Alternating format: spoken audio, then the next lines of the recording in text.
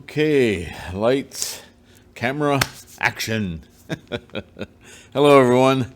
Namo Myoho Renge Kyo. Thank you for being here. It is cold today. Wind chill of under minus 13 here in northeast Mississippi. Unbelievable. 4 degrees. And to that, I have to say, I'm able to be here solely because of the patrons who've given us enough financial support that I can afford to heat this building at all. So those of you who can support us through Patreon or PayPal at this time of year, I don't know, that may just be ice falling off the building. We may hear strange noises today. But thank you, patrons. You guys are amazing.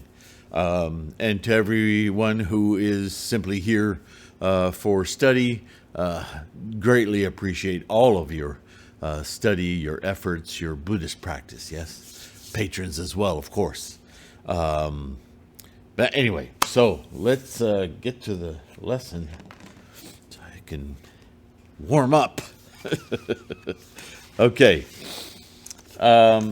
The author has now shifted a little bit toward his interpretations of the Lotus Sutra, which I didn't quite expect, but I think he's doing it in the context of talking about Nichiren's development. So there's quite a lot in this book. He covers a tremendous amount of the persecutions. The Mongol peril, the exile to Sado and Izu, the Supreme Being. I don't know what that's about.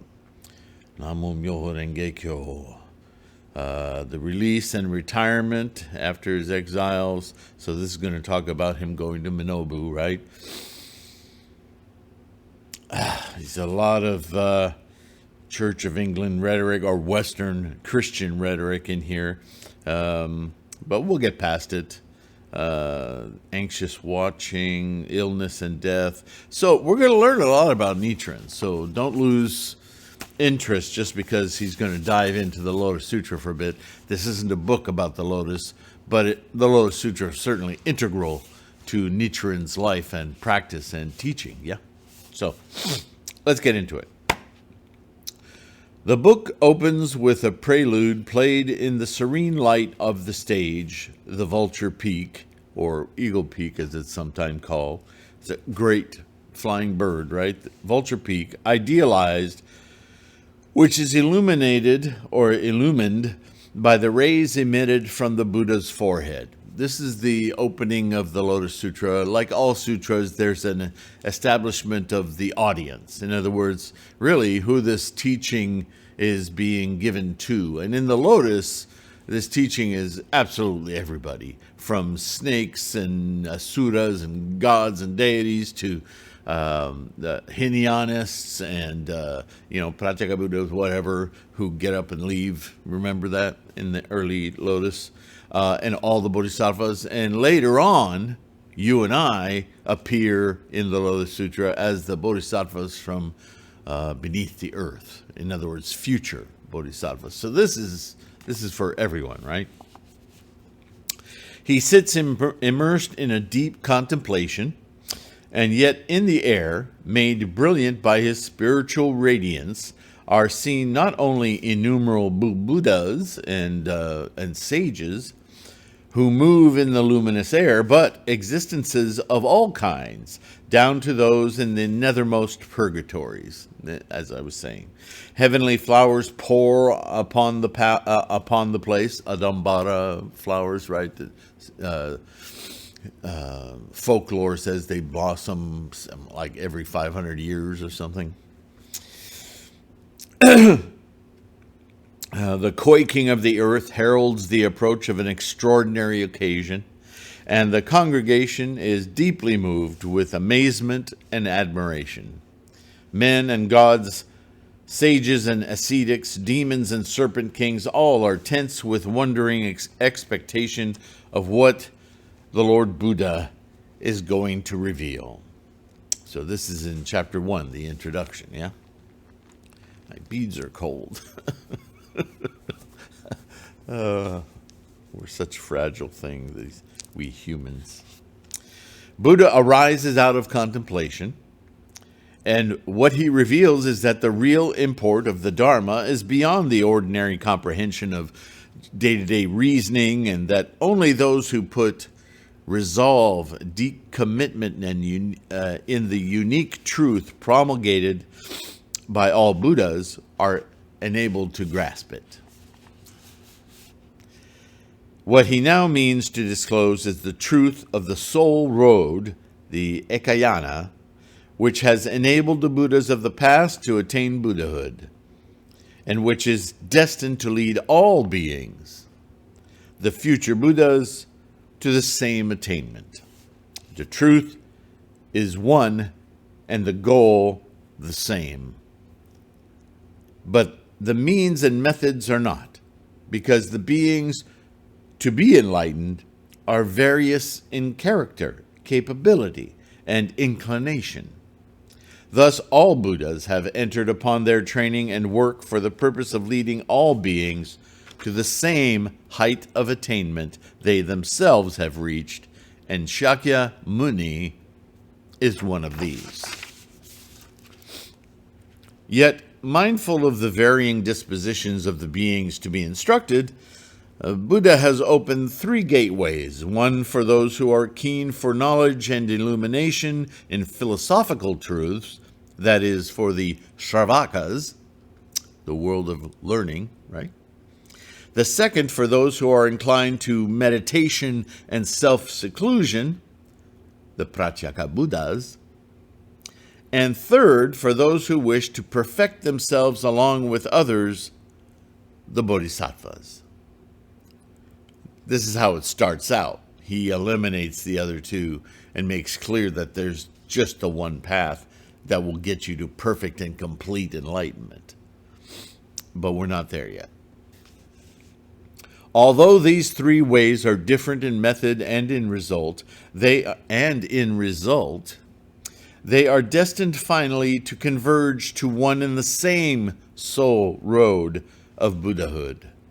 The opening of the different gateways is due to the tactfulness of Buddha's educative method, right? The expedient means or skillful means, right?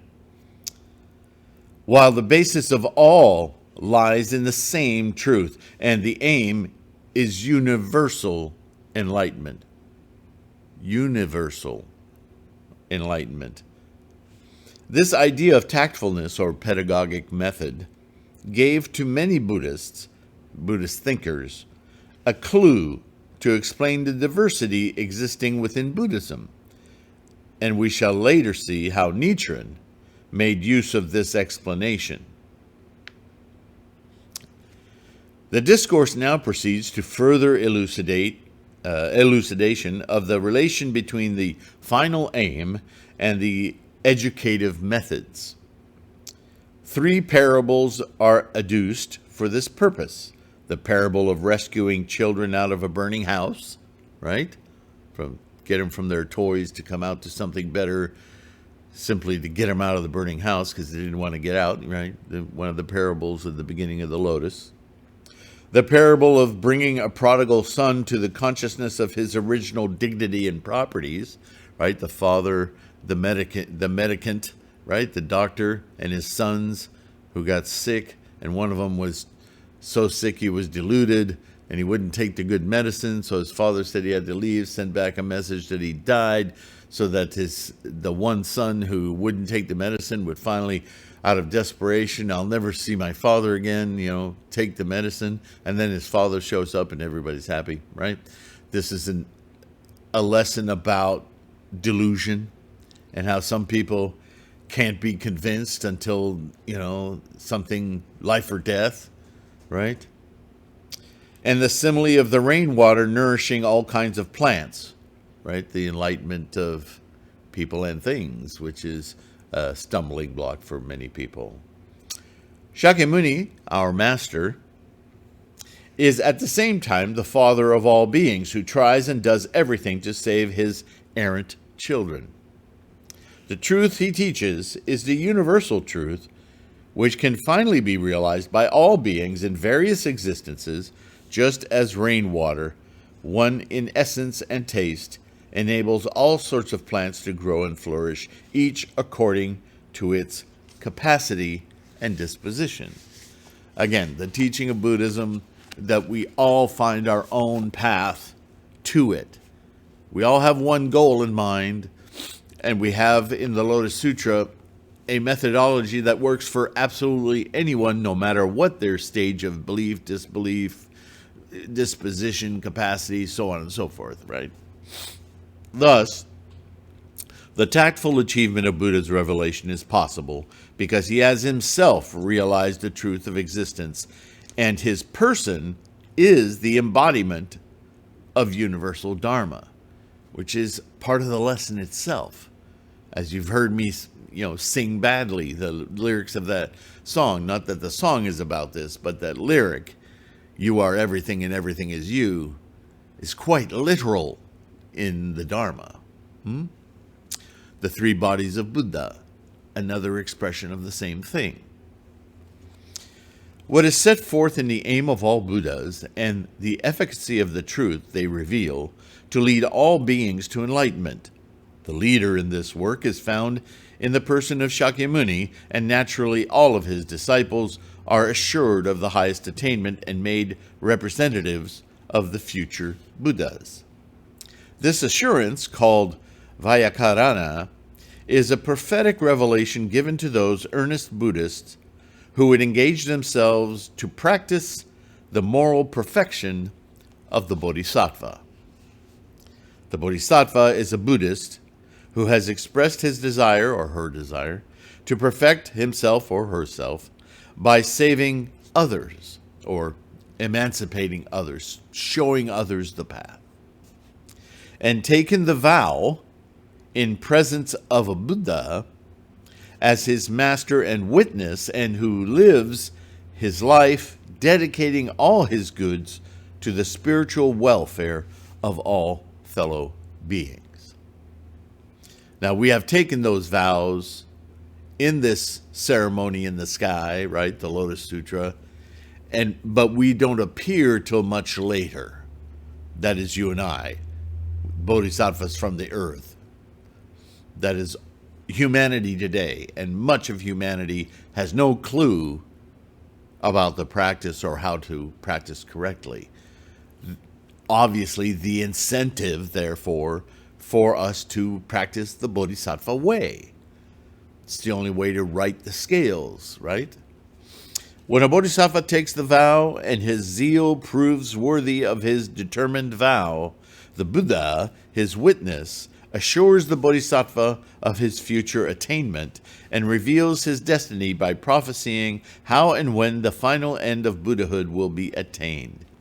The vow, Japanese Segwan, Sanskrit Pranidhana, the dedication, and the assurance make up the three cardinal points in Buddhist ethics for the achievement of the Bodhisattva ideals.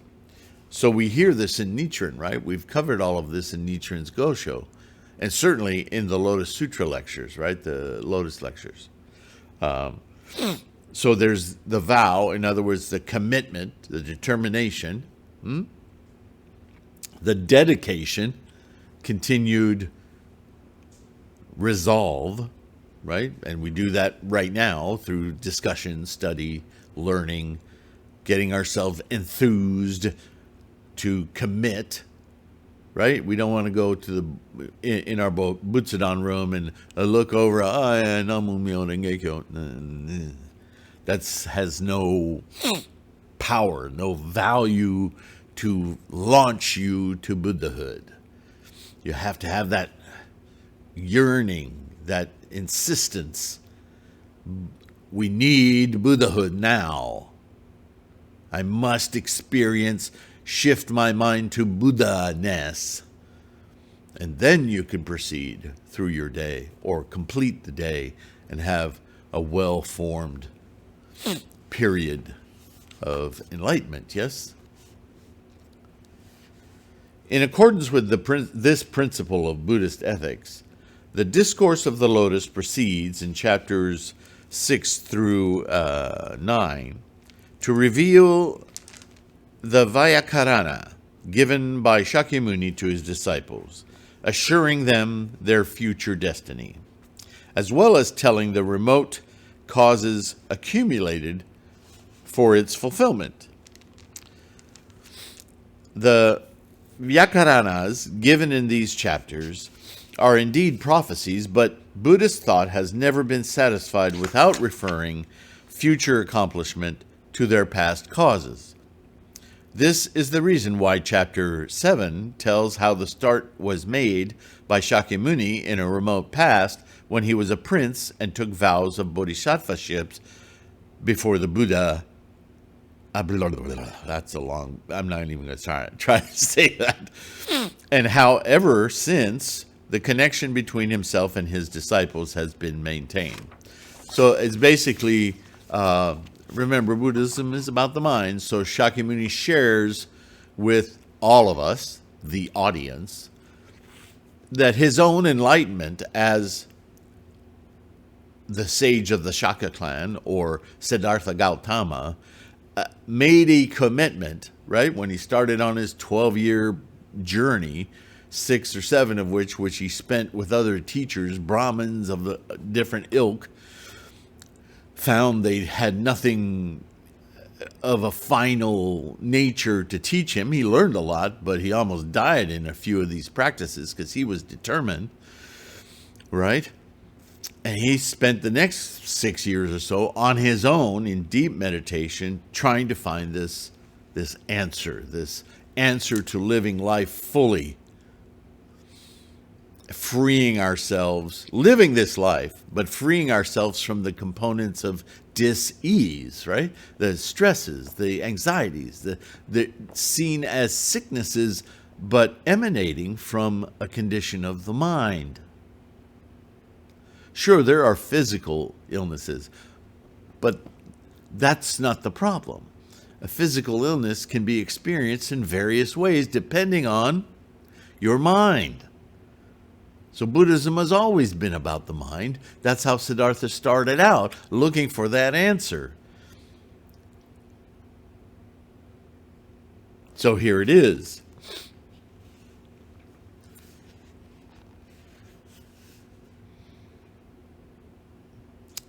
And how ever since the connection between himself and his disciples has been maintained, just as the vows taken by that prince, Siddhartha, have been accomplished by his master, fulfilled, so will the destiny of his present disciples surely be attained. Just do as I did. This is the shift of the Lotus Sutra that is missed by many, many, many groups of people. All the previous teachings of his lifetime, some 42 years of teachings, was Shakyamuni trying to get people to understand the goal of enlightenment from their current capacities. So he had to use their stories, their folklore, to start to take them into a journey of self-discovery, to understand how those ideas, those cultural norms were constructed, not real, to take them away from magical, mystical thinking, right? Mostly Hindus have hundreds of deities, to try to hone that back into their own mind to understand where this source of the quality of life begins. This understanding, difficult for them to embrace, to understand. In fact, many of them got, as we've seen in earlier sutras, completely enamored of the words without really inculcating in their mind the meaning of the words. This has been a struggle throughout Buddhism, yeah? Now, the lotus stands separate. Why? Because this is Shakyamuni saying, okay, gloves are off. I'm not going to talk to you from your experience. I'm going to talk to you from mine. Then you freely admit and observe that I am fully enlightened. You call me Buddha. For the first half of the Lotus Sutra, he doesn't even challenge that. He says, okay, I'm Buddha, right? Well, this is how you be me. Do the same thing I did and you too, which is pretty bold. He's been saying it all along, but now he's not. Gloves are off. Do what I did, you too, Buddha. Get it? And then in the second part of the Lotus Sutra, he really lowers the boom and he goes, look, you guys think me, this man, has attained this thing called Buddha. But Buddha, this enlightenment, this thing that I'm trying to get you guys to do for yourselves, it's not me. It's an enlightenment. It's an awakening of your own mind. The mind, the sentient mind, has always had this property, but you've neglected to pay attention to it. You need to awaken it. That's all I've done. I'm just good old Shakyamuni, but I've awakened my Buddha-ness, the same Buddha-ness all of you can awaken to. That's the lifespan of the Tathagata chapter, and we'll get to it, I'm sure. So it's exciting. He's taken apart the Lotus Sutra in his own way, but he's coming to the same conclusions, right? So let's continue. Yeah, we've got some time. So, this is the reason why in chapter 7 tells how he, Shakyamuni, before I took that vow, taken by that prince, have accomplished and his master's Vyakarana fulfilled, so will the destiny of his present disciples and surely be attained. And thus the prophetic assurance is extended to all Buddhists of the future. These discourses have been a great inspiration to many earnest Buddhists who have journeyed on the way to their perfection with confidence in the assurance given in these chapters. And those are words I use myself all the time. Confidence, assurance, earnest, right? You have to have that samsaric momentum, right? You need to kick the ball down the road. The ball won't do it itself. It takes effort. The purpose of Buddha's work has been laid down. The assurance given to his followers and the foundation of the soul road explained. One vehicle, not three. Not one, not two, not three, just the one, the great vehicle. He doesn't talk about that a whole lot, but that's a big chapter with Shariputra, where Shakyamuni straightens him out. All those other, Sravaka, Pratyekabuddha, not it. There's not three ways to attain enlightenment. There's one. There's only one. So he's indicating it here by saying the soul road, but he didn't really enforce it the way Shakyamuni did in the Lotus Sutra. Anyway, the further revelation naturally turns to how the destiny is to be worked out by the bodhisattvas. So how to be an effective bodhisattva, a bodhisattva of pursuit of this one road, this one vehicle, enlightenment. Bodhisattva is a discussion that's been had in previous sutras, but now it's a different one. Now, really, what Shakyamuni is explaining is his own life as a bodhisattva. You're not a Buddha? Well, yes, I have Buddha enlightenment, but this is the goal of a bodhisattva, to stay amongst the samsaric reality and spread this path, this Buddha-ness potential of mind to others. And to do that, one has to inculcate it into his or herself, right? His own sentient mind. So Shakyamuni, actually a bodhisattva, right? Communicating Buddha-ness and the potential for Buddha-ness in all of his students. That's a correct way of talking about Shakyamuni's life.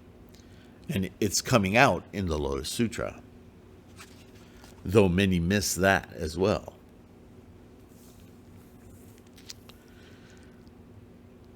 The essence of bodhisattvaship in this sense consists in the adoration paid to the sacred text of the Lotus. Adoration again, but the embodiment of universal truths. Adoration not only in commitment and practice through ceremonies and recitations, but in practicing its precepts and preaching its truths to others. In short, in living the life of truth according to the sermons of the Lotus. The Bodhisattva is the messenger of the Tathagata, Buddha, or Buddha-ness, the one sent by enlightenment, who does the work of the Tathagata, who puts absolute resolve in Buddha-ness and his truth, Buddha, and lives the life of truth, especially by working to propagate the truths of the Lotus among the degenerate people of the latter days. Degenerate's kind of pejorative, but it's simply saying, again, like the word ignorance in the context of Buddhism, people who don't know, and degenerate indicates people who not only don't know, but are very much enamored of the baubles, right? Of consumerism, of ownership, which is the total device of suffering. Because if all you're doing is preoccupied with ownership, whether it's relationship, people, or the next, video game, whatever, then it's cause and effect, right? You can't take a hammer to a piece of glass without expecting a crack.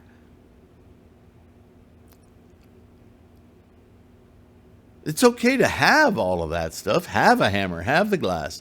But why are you trying so hard to own it? Yeah, you already do. We own the universe. Is there anybody else claiming ownership? Except other,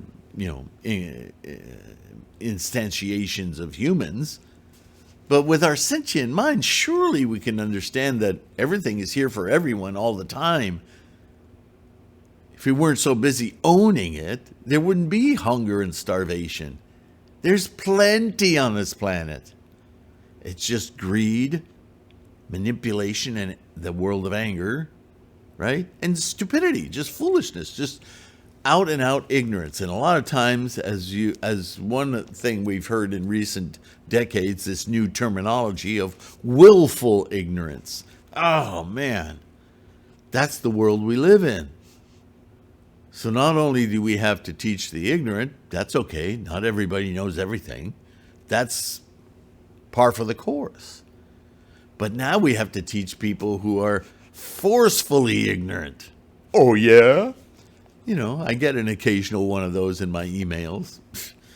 It's just the modern world. Slowly, though, through the influence of others who are more open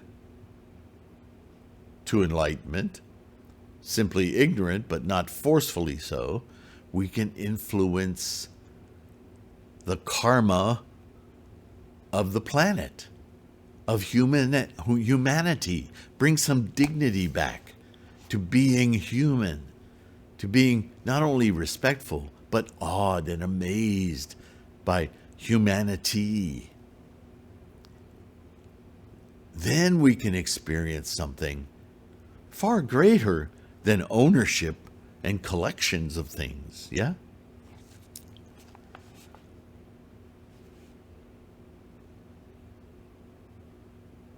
Working to propagate the truth of the Lotus among the degenerate people of the latter days. Thus, chapter 10, entitled The Preacher of the Law, yeah, consists of the injunctions given to the Bodhisattvas to live worthy of their high aim and obedience to Buddha's message and commission. Take on this mission of Buddha-ness. Take it on for yourself. And as you do, so do you affect your environment.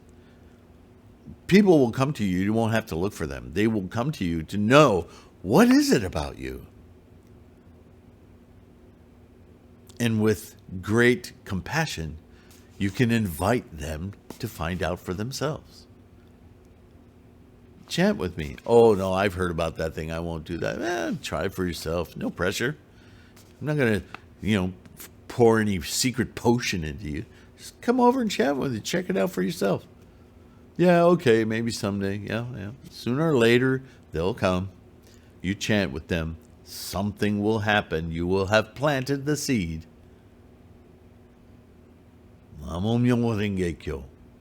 Yeah, I'm curious about that. I've heard about that. Isn't Tina Turner or Herbie Hancock one of those? Everybody practices for their own enlightenment. So let me show you how to do it. And you can do it for yourself. You don't have to join anything. You don't have to pay dues. You don't have to follow any rules. Just chant Namo Myo Renge Kyo. Come, I'll show you what the little altar looks like, how you can set it up. You can get all this stuff whenever you're ready for yourself and build your practice personally for your own enlightenment. I can't give it to you. It's not in a book. It's not, you can't pick it up at Walmart. Only you can do it. It's your mind, after all.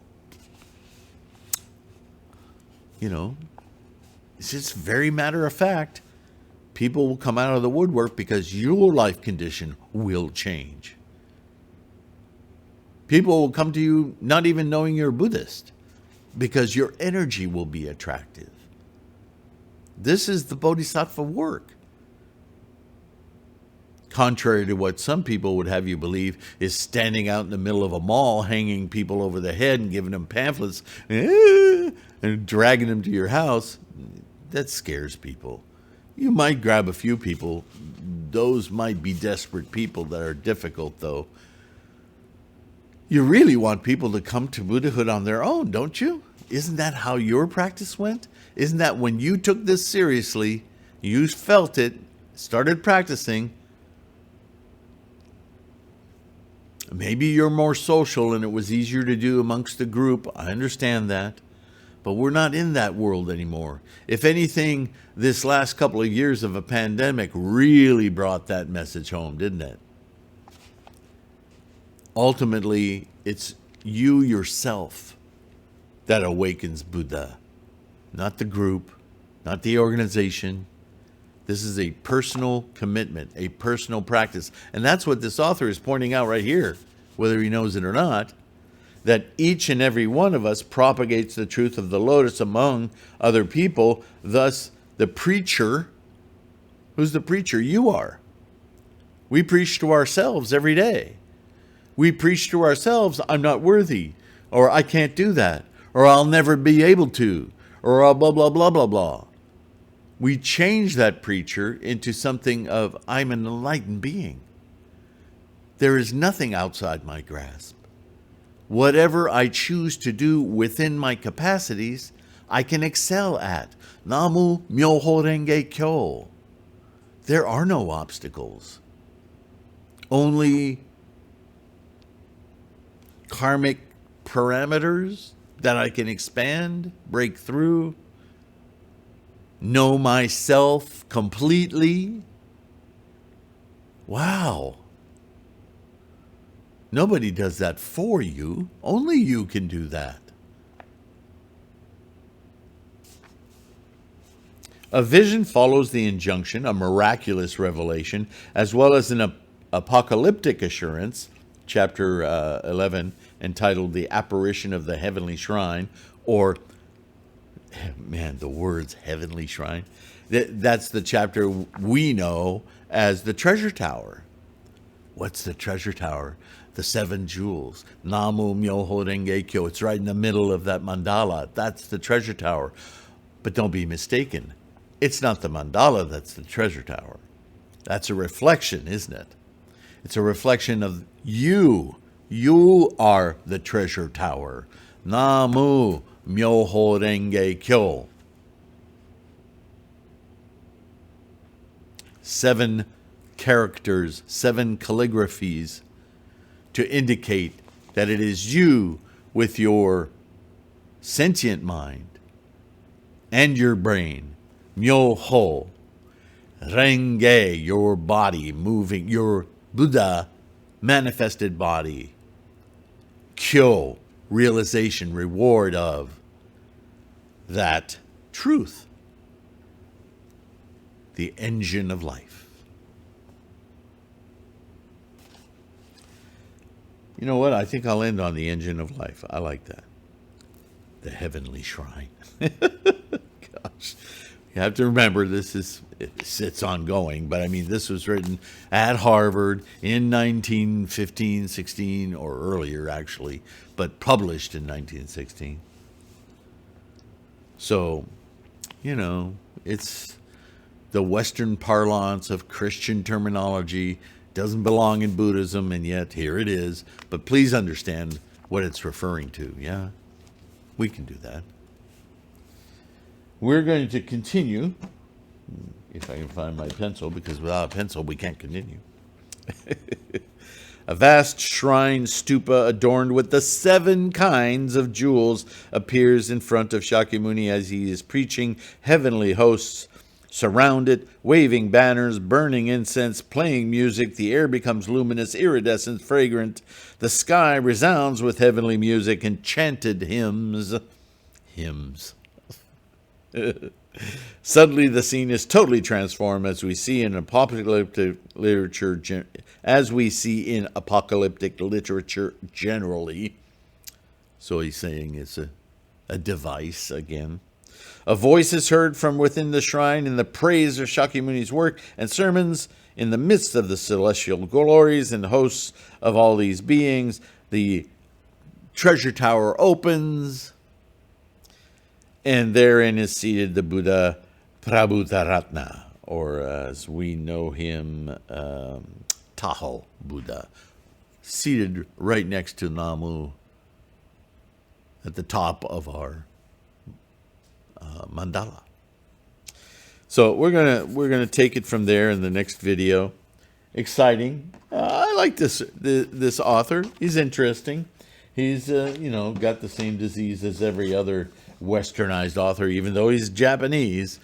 He's speaking in Western institutions and obviously glommed onto Western rhetoric.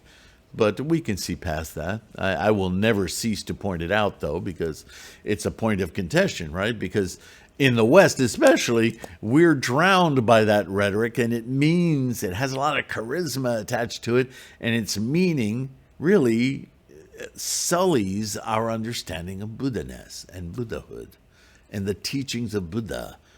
So rest assured, I will always point it out for you and for myself. Right? It was quite a revelation that time, many, many years ago, when it suddenly dawned on me how, I was born Roman Catholic, French, Quebec, Canada, very old time, not New Age religion, old time Catholic thinking. Yeah? So even in my study of Buddhism, as much as I was enamored with the potential of it, there was a day that came when I went, oh, crap, that's why I'm so muddied about this. These aren't the right words. There's no way there's a Sanskrit word for God or heaven or faith or prayer. That doesn't jive with everything I've read that talks about meditation, Taoism, Confucianism, the behavior of man. This is a very earthbound Asiatic thinking. And here come these English translations. Oh boy, that was a revelation for me. It helped me adjust my mind. That's when my practice really took off, because I started really understanding the profundity of this teaching once I got that language out of the way. It's just a different form of the Mahamati problem, yeah? Look, this is why I'm so grateful and appreciative and admiring of your practice. Because I know I know that there's these great big aha moments where you go, holy my, what has my brain been doing all this time? Yeah, we all go through them. Little ones, big ones. So yes, please believe me when I tell you how much I appreciate your participation here. With all my heart, I understand your practice. I want to keep it strong for you. So please, be kind to yourself. Take care of your health, right? Give yourself a break. And when you get those spiritual light bulbs going off, I mean, if you can, go to your Gohanzon or your mandala, right? Your internal Gohanzon, right? Your mind, and express your excitement, your appreciation. Namo Myoho Renge Kyo. All right, that's enough for today. I will hopefully warm up for the next one. I think this is the coldest day on the calendar so far, hopefully. And again, if you can support this channel through Patreon or PayPal,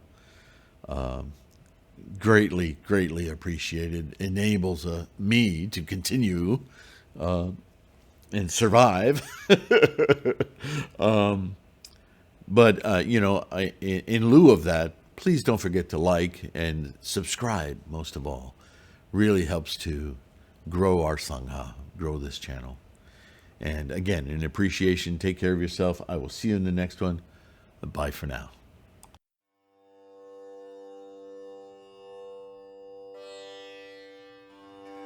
Myo.